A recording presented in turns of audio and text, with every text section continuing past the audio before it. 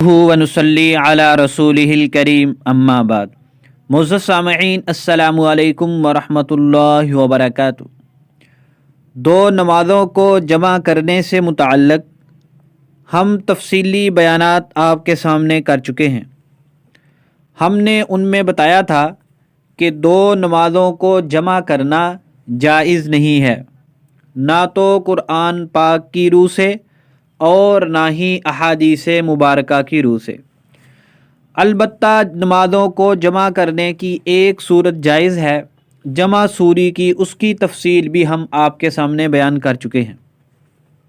جب ہم نے اس پر دلائل آپ کے سامنے رکھے تھے قرآن پاک سے، احادیث مبارکہ سے، تو بعض احباب نے کہا کہ پھر آپ کے ہاں ان احادیث مبارکہ کا کیا جواب ہے جو انجینئر محمد علی مرزا اور غیر مقلدین پیش کرتے ہیں کہ نبی پاک صلی اللہ علیہ وسلم نے ظہر اور عصر کو جمع کیا، یا وہ حدیث معاذ پیش کرتے ہیں کہ عصر کو ظہر کے وقت میں پڑھا وغیرہ۔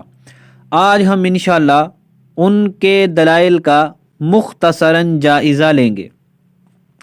انجینئر محمد علی مرزا نے لوگوں کو بیوقوف بنانے کے لیے بار بار صحیح مسلم کی احادیث مبارکہ کا سہارا لیا اور ان کا غلط مفہوم بیان کر کے لوگوں کو گمراہ کیا۔ وہ احادیث مبارکہ پیش کرتا ہے حضرت ابن عباس رضی اللہ تعالی عنہ وغیرہ کی احادیث کہ نبی پاک صلی اللہ علیہ وسلم نے دو نمازوں کو جمع کیا، ظہر عصر کو جمع کیا، مغرب عشاء کو جمع کیا۔ حدیث ابن عباس ہے، حدیث معاذ ہے اور دیگر احادیث مبارکہ۔ ہم یہاں پر بہت صاف ستھرے سادے الفاظ میں آپ کے سامنے اس پر عرض کریں گے۔ اس حدیث مبارکہ کے، حدیث ابن عباس اور دوسری احادیث جن میں یہ آتا ہے کہ دو نمازوں کو جمع کیا، اس کے دو مطلب ہو سکتے ہیں۔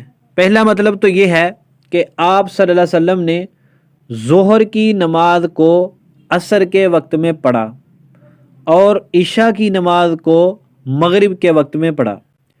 انجینئر محمد علی مرزا اور غیر مقلدین اس حدیث سے یہی مفہوم مراد لیتے ہیں اور اپنی عوام کو یہی بتلاتے ہیں۔ ایک مفہوم تو ہو گیا یہ۔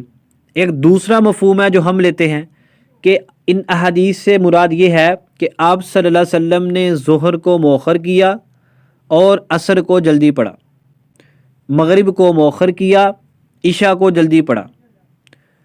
اگر انجینئر محمد علی مرزا اور دیگر لوگوں والا مفہوم مراد لیا جائے کہ ظہر کو عصر کے وقت میں پڑھا یعنی ظہر کا وقت گزار کر، اور عشاء کو اس کے وقت سے پہلے ہی پڑھ لیا یعنی مغرب کے وقت میں، تو یہ مفہوم کئی آیات اور احادیث کے مخالف جاتا ہے۔ مثال کے طور پر سورۃ النساء کی آیت ہے، اللہ پاک نے فرمایا کہ بے شک نماز مومنوں پر مقررہ وقت میں فرض ہے۔ وہ مقررہ وقت ہے کیا؟ اس پر ہم ایک حدیث مبارکہ آپ کے سامنے پیش کر چکے ہیں پچھلے بیان کے اندر کہ آپ صلی اللہ علیہ وسلم نے فرمایا تھا کہ نماز کا وقت ان دو وقتوں کے درمیان ہے۔ صحیح مسلم حدیث نمبر 1393، یعنی نماز کو ان دو وقتوں کے درمیان پڑھا جائے گا۔ اب جو شخص ظہر کی نماز کو اس کا وقت گزرنے کے بعد عصر کے وقت میں پڑھتا ہے، وہ صریحاً اس آیت مبارکہ اور حدیث مبارکہ کی مخالفت کرتا ہے۔ تو یہ کیسے ہو سکتا ہے کہ قرآن پاک حکم دے کہ نماز کو اس کے وقت میں ادا کرو اور نبی پاک صلی اللہ علیہ وسلم نماز ادا کریں اس کا وقت گزرنے کے بعد؟ نمبر دو، اگر انجینئر محمد علی مرزا اور دیگر حضرات والا مفہوم مراد لیا جائے کہ ظہر کی نماز کو عصر کے وقت میں پڑھا تھا ظہر کا وقت گزرنے کے بعد، تو یہ ایک اور آیت کے بھی مخالف جاتا ہے۔ سورۃ الماعون کی آیت ہے فویل للمصلین، ہلاکت ہے ان نمازیوں کے لیے جو اپنی نمازوں سے سستی برتتے ہیں۔ اس کی تفسیر میں ہم نے کئی صحابہ کرام کے ارشادات پیش کیے تھے کہ اس سے وہ لوگ مراد ہیں جو نماز کو اس کا وقت گزرنے کے بعد پڑھتے ہیں۔ حضرت سعد بن ابی وقاص رضی اللہ تعالیٰ عنہ جیسے جلیل القدر کی تفسیر بھی بیان کی تھی تفسیر ابن جریر طبری کے حوالے سے۔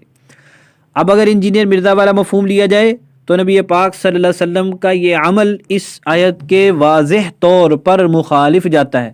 آیت کیا کہتی ہے؟ نماز کو وقت پر پڑھنا چاہیے، تاخیر سے نماز پڑھنے والا نماز میں سستی کرنے والا ہے، جبکہ آپ صلی اللہ علیہ وسلم تو ایسے نہیں کر سکتے کہ آیت کی مخالفت کریں۔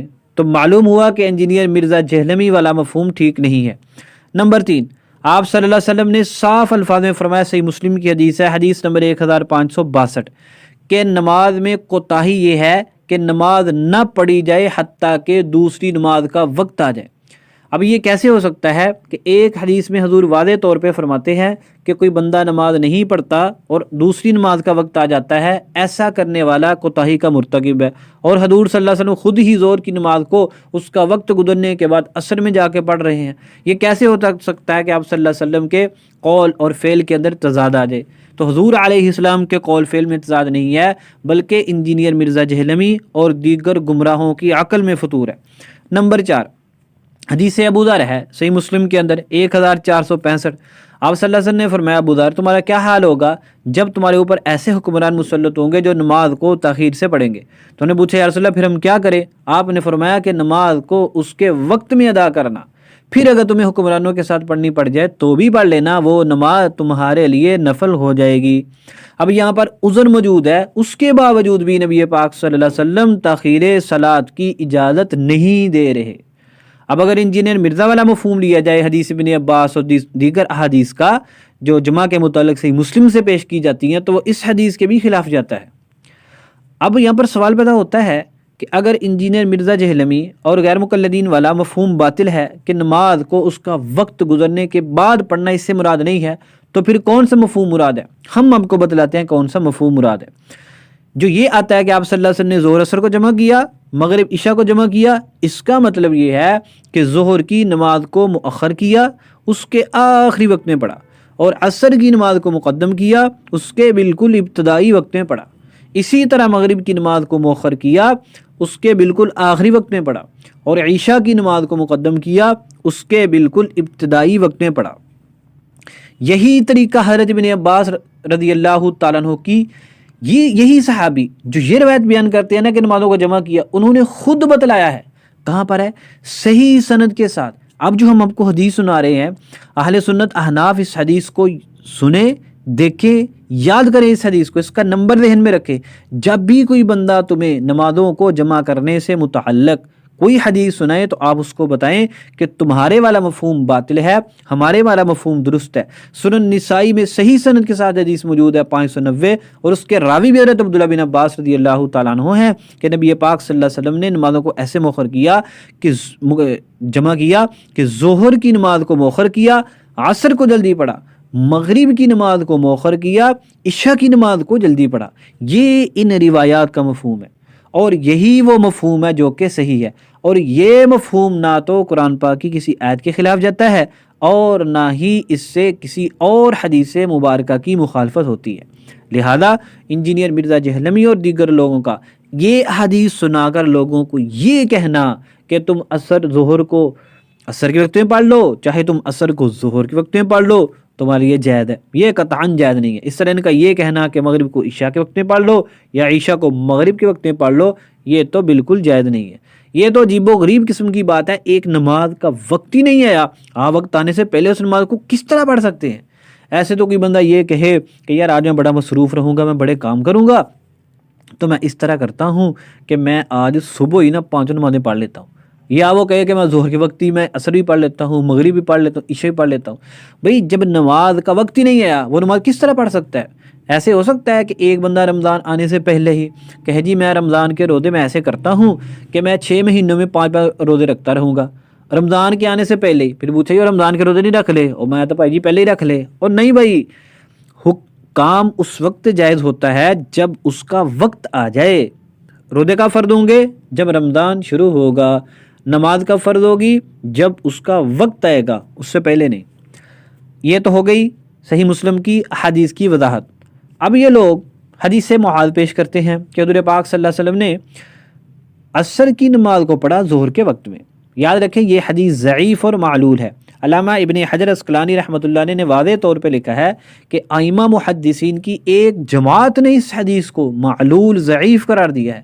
وہ کہتے ہیں کہ لیث سے روایت بیان کرنے میں قتیبہ راوی منفرد ہیں، اکیلے ہیں، اور حضرت امیر المؤمنین فی الحدیث امام بخاری رحمۃ اللہ علیہ نے بتلایا ہے کہ حضرت قتیبہ کی حدیث اس طرح نہیں ہے، بلکہ بعض ضعیف راویوں نے قتیبہ پر اس حدیث کو داخل کر دیا ہے، یعنی یہ حضرت قتیبہ کی روایت بالکل صحیح نہیں ہے۔ ایک تو وہ بہت سارے حضرات کی مخالفت کر رہے ہیں، اور دوسرا چند اشارات ملتے ہیں جن سے معلوم ہوتا ہے کہ کچھ ضعیف راویوں نے ان پر داخل کیا۔ اگر یہ نہ بھی مانا جائے کہ ضعیف نے داخل کیا ہے تو تب بھی مخالفت ثقات کی وجہ سے یہ مقبول نہیں ہے۔ اور دوسری روایت کے متعلق انہوں نے کہا ہے کہ اس میں ہشام راوی مختلف فی ہے، اور وہ ابو الزبیر کے کئی اصحاب کی مخالفت کر رہا ہے، جیسا کہ امام مالک رحمۃ اللہ علیہ وغیرہ، کہ وہ حضرات یعنی ابو زبیر سے کئی لوگ روایت کرتے ہیں، وہ یہ بات ذکر نہیں کرتے کہ حضور صلی اللہ علیہ وسلم نے عصر کو اٹھایا ظہر کے وقت میں پڑھ لیا۔ پہلے تو یہ روایت معلول ہے۔ نمبر دو، یہ روایت صحیح بخاری کی حضرت انس رضی اللہ تعالیٰ کی حدیث 1111 کے واضح طور پر مخالف ہے۔ حضرت انس رضی اللہ تعالیٰ فرماتے ہیں کہ نبی پاک صلی اللہ علیہ وسلم نے جب سفر کرنا ہوتا سورج کے ڈلنے سے پہلے تو آپ صلی اللہ علیہ وسلم کیا کرتے؟ ظہر کی نماز کو مؤخر کرتے، عصر کے ساتھ پڑھتے، پھر دونوں کو جمع کر لیتے۔ اور اگر آپ صلی اللہ علیہ وسلم نے سورج ڈلنے کے بعد سفر کرنا ہوتا تو ظہر کی نماز پڑھ کر ثم رکیبہ، پھر آپ سوار ہو جاتے اور سفر شروع فرماتے۔ یہ صحیح بخاری کی روایت واضح طور پہ بتلاتی ہے کہ آپ صلی اللہ علیہ وسلم اگر تو سورج ڈلنے سے پہلے نکلتے تو ظہر نہیں پڑھتے، مؤخر کرتے، آگے عصر کے ساتھ جا کے پڑھتے، اور اگر سورج ڈل چکا ہوتا پھر سفر کرنا ہوتا تھا تو پھر آپ صلی اللہ علیہ وسلم بڑے آرام سے ظہر کی نماز پڑھتے تھے، پھر سفر شروع کر دیتے تھے۔ جبکہ معلول روایت کیا کہتی ہے کہ آپ صلی اللہ علیہ وسلم جی عصر کو بھی اٹھا کر ظہر کے ساتھ پڑھ لیتے تھے۔ بخاری کرنے والوں سے ہمارا سوال یہ ہے کہ یہاں پر تم بخاری شریف کی صاف ستھری روایت کو چھوڑ کر ایک معلول روایت کے پیچھے کیوں پڑے ہوئے ہو؟ اور آپ عجیب بات دیکھیں کہ یہ حدیث ایک ہے، حضرت امام بخاری رحمۃ اللہ علیہ نے اس حدیث پر دو الگ الگ عنوان قائم کیے ہیں، اور ان کم علموں کو یہ بات سمجھائی ہے کہ حدیث معاذ سے استدلال درست نہیں ہے، بلکہ تم حدیث انس بن مالک رضی اللہ تعالی عنہ کو ہی درست طریقے سے سمجھو کہ اگر سورج ڈلنے سے پہلے سفر شروع کرنا ہے تو پھر نمازوں کو کس طرح جمع کیا جائے گا، اور اگر سورج ڈلنے کے بعد سفر کرنا ہے تو پھر نمازوں کی ترتیب کیا ہوگی۔ تو یہ مطلب ہے کہ حدیث معاذ سے استدلال درست نہیں ہے کہ عصر کی نماز کو ظہر کے وقت آنے سے پہلے ہی پڑھنا درست نہیں ہے۔